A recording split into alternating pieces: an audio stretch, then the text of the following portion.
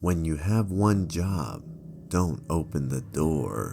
Roger was a no-frills type of guy. He was of good posture, stern, and his clothes were crisp down to the French cuffs on his sleeves. His tone was soft and his words direct, but polite. I'd known him all but a few seconds before I decided that I could trust this man with my life, which was why I took everything he said quite seriously. I had found the gig online. It was a posting for someone to house sit. I surmised that Roger was likely some kind of property manager and was short-staffed, which was why he had to use a third-party app to fulfill his needs, even if he wasn't using it to seek help. Because although he seemed relaxed, a part of me felt as if he was reluctant to let go of the reins easily, which made me think that he was either incredibly passionate about his job or really responsible, both of which I found to be extremely positive qualities. That concludes the house tour now. He clapped his hands together. The fridge, the kitchen,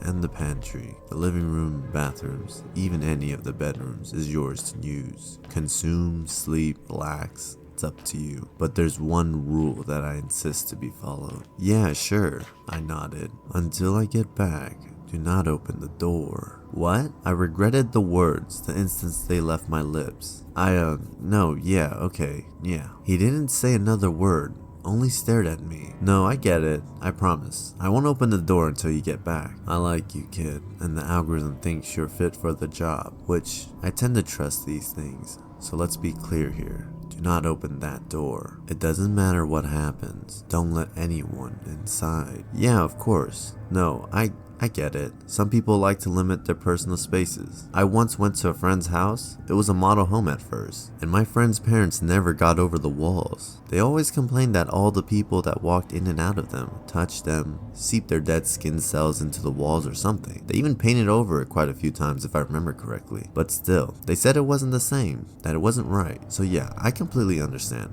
Personal space and everything. I respect that. Roger let out a content-filled sigh and then smiled easily. You're going to do great. He looked at his watch. I had never seen a nicer one, to be honest. Okay, I've got another engagement, so lock the door behind me and I'll be back. Then without another word, he left. Don't open the doors. I repeated after him. Got it. The house was a good size house. I've sat at others before, mainly to feed their dogs or some exotic fish, and although there wasn't much furniture in this one, it felt classy, timeless almost. I walked around to check that all the windows were secured. The sliding door leading to the backyard was closed. The door from the kitchen, which led into the garage, was locked. Before I sat down in the front room and turned on the TV, I was in the middle of watching a rerun of Campfire Tales when I heard my first knock. I turned off the TV and waited, hoping whoever it was would go away. Hello? They knocked again. Do you have a moment for Jesus Christ? Crap, I muttered. Getting off the couch, I walked over to the door and leaned in. Yes? I cleared my throat. Hello? Hi, we're with the local church, and we were wondering if you have accepted Jesus into your life. No, I'm sorry, I'm not religious, I lied. If you'd like, we can give you some pamphlets for some light reading. He pulled on the handle. They helped me a lot some time back, and maybe you'd find use for them too. A second voice came next. A lot of people have told us that they have been useful for them, not knowing when they needed it the most. If you could. Sorry, I'm not interested, but thank you. There was a pause. Sure, we get it, but do you mind if we leave you these pamphlets on the door? For another member of the household, perhaps. You can grab them whenever you'd like. Yeah, that's fine, thanks. I could hear the paper scraping against the door, and saw the handle jiggle slightly before the first voice spoke again. Thanks for your time today. I waited for the sound of their footsteps to disappear before I decided to breathe. I then looked through the peephole to make sure they were gone. My hand instinctively reached for the handle to grab the pamphlets, as I didn't want the house to look untidy from the outside. I had no sooner touched the knob before I remembered what Roger said. But no one's here, I said aloud. Still, I'd technically be breaking the rule. I couldn't help but smile. When did you get to be such a stickler for rules? I said to myself, feeling rather proud as I returned to the couch and clicked through a few movie titles on stream before settling on an old classic. I don't know how far I got into the movie before I heard another knock on the door. What are the chances, I thought? What a busy house. I turned off the TV and waited, hoping they would go away. Hello? A voice came from outside. Pizza delivery? My stomach growled. I looked up at the clock. It was past noon. The only problem was I didn't order any pizza. Hello? Pizza delivery? They knocked again. I've got a double pepperoni and a pineapple pizza for, Roger? I got it from the couch again. Roger didn't tell me that this gig included lunch. Hold on just a minute, I shouted. I'm coming. I looked through the peephole. As I reached for the door handle, something wasn't right. I could feel it. Was this a test? Had Roger called the local pizzeria to make sure that I wasn't breaking his one simple rule? If I did, would that mean I wouldn't get paid? I looked through the peephole again. It was a young guy, younger than me, but looked old enough to drive. He wore a dark blue polo that had curled collars at the edge and was holding up a red insulated bag. I didn't order any pizza. I could see the kid sigh before looking at the receipt. Is this 226? Yeah. Well, I've got a pizza here for you. For Roger? Yeah, for Roger. Well, I'm not Roger, but this is 226. It is. Look, the pizza's already been paid for. If you don't want to tip me, that's fine.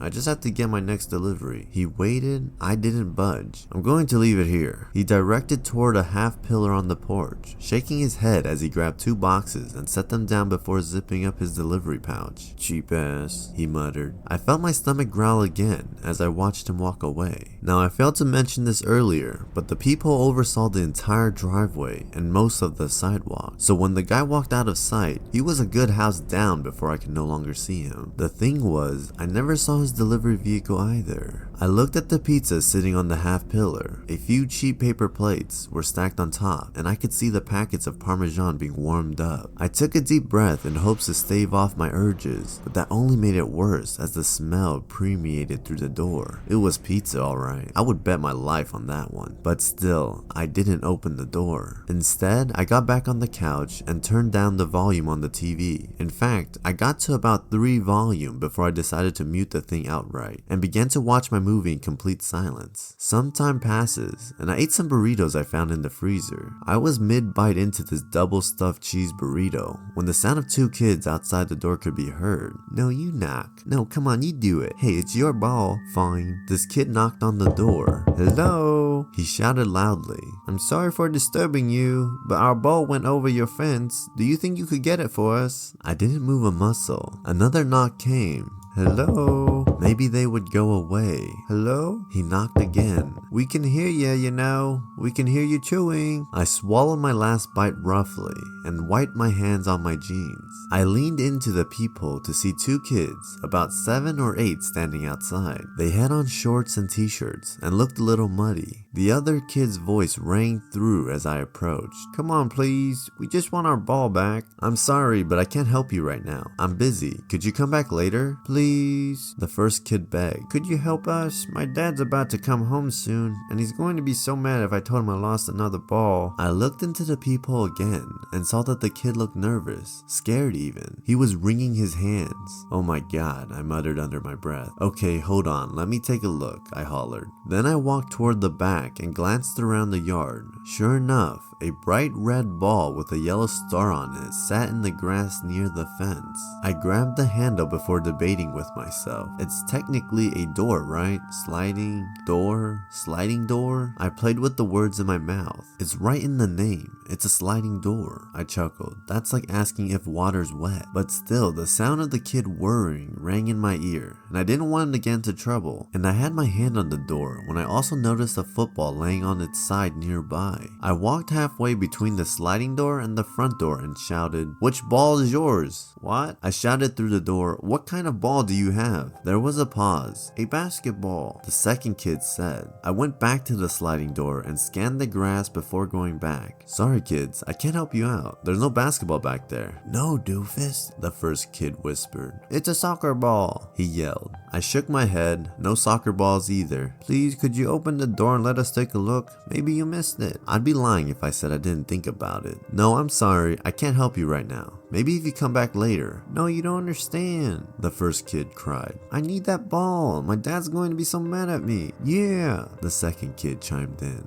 Please, could you just let us take a look? No, I said firmly. I'm sorry. One of the kids kicked the door before I heard them running away. I breathed a sigh of relief and unclenched my fist. I didn't even know I was tense until just now. It's just a door, I said. As I returned to the couch, it's just a silly rule, but I turned off the TV and sat there in silence, too afraid to make a sound, too afraid to even finish my burrito. I didn't have to wait long before I got off the couch again. At first, it was 2 shots in the air, then 3 more in succession. I could hear a car alarm go off somewhere in the neighborhood, but the sound of a gun going off seemed unusual as this was a rather nice area. Someone screamed in the distance. It sounded like it was coming from across the street. I bolted upright and rushed to the door, peering through the eye hole where I saw a woman barging out of her door. Her dress clumped in one hand so she could run, and blood dripping down the side of her face. She looked terrified as she crossed the street barefoot, up the driveway toward the porch, and slammed her fist into the door. "Help, please help me," she screamed. "I need help, please, call 911. She banged on the door again. "My husband's trying to kill me." I could see the fear in her eyes as she kept looking back at her house. The door shook again. "Help me, please, open the door." I don't know when my hand had left my sides, but when I looked down, they were gripping the handle so hard that my knuckles were white. "Please, he's coming." But I waited. "Someone." She banged on the door. "Help." And I waited. But no one came out of her house. The 2 of us stood there. The woman's frantic knocking ebbed as the minutes passed. Was it 2 minutes now? 5 perhaps? I'm not sure. But eventually, she stopped banging on the door. I looked into the peephole and saw her chin had dropped to her head and she was smiling. I tried to look away, but she moved closer, slowly, but closer toward the door until her eyes were staring directly into the peephole. "I see you." I nearly fell over backwards as the door suddenly began to shake. The thing looked like it was going to buck right off the frame. I crawled backwards on my hands and feet until my back hit the side of the couch. "Open the door." I shook my head, too terrified to move, and waited until the knocking stopped. The sun was still out when the woman first came. It was now barely visible through the windows. Dusk had settled onto the house, and all the lights were out, even the TV. I was still on the floor, hugging my knees, when a knock came at the door. It was softer and quiet, dignified even. "Hello?" It was Roger's voice. "Hey, I'm back." I was so glad to hear him that I immediately rushed to the door. He knocked again just before I could reach the handle. "Could you open the door?" The word froze me in my steps. "Roger? Hey, yeah, it's me. Let me in." Roger? I looked through the peephole, and sure enough, it looked like Roger. "Hey, come on. Could you let me in? It's cold outside.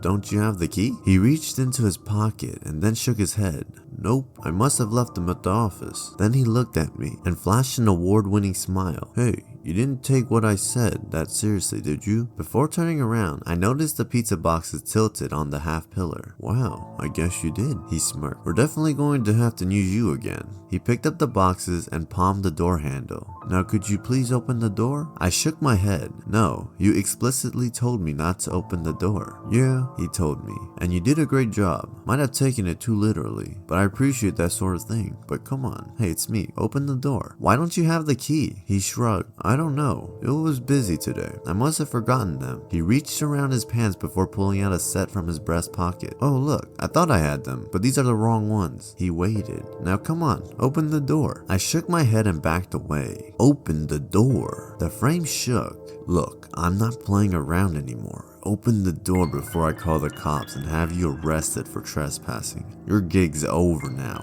Go home." "No," I told him. "Open the door, man." His yelling was so loud it made the door rattle, and then the entire house started shaking. I squatted on the floor and covered my ears, my teeth shivering in my mouth as I prayed that he would go away. I was so scared that I was even too afraid to cry. But eventually the shaking stopped and the house was quiet again. I sat there for nearly an hour before I forced myself to sit back on the couch, where I once again heard the door handle jiggle and the sound of the metal in the lock before it turned and clicked open. Roger walked through the door, looking as calm and pristine as ever. He had on an award-winning smile as he looked at me. "Hey, you made it," he beamed, pulling out a stack of money from his pocket. "I knew you would," and handed me $800. "We're going to have to use you again next time."